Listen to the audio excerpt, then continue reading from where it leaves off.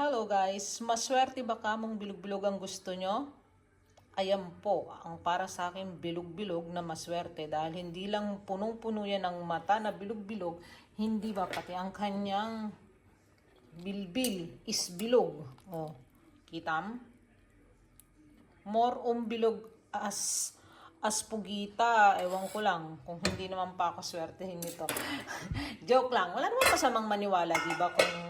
Kung paniniwalaan natin yung mga sinasabi nila na kumain lang maraming may bilog-bilog at isa nga dun sa kinukonsider ang pugita ang pinakamaswerte pagdating sa bagong taon daw. So, ako talaga hindi nawawala sa akin yan bukod sa kasi paborito ko talaga ang pugita salad.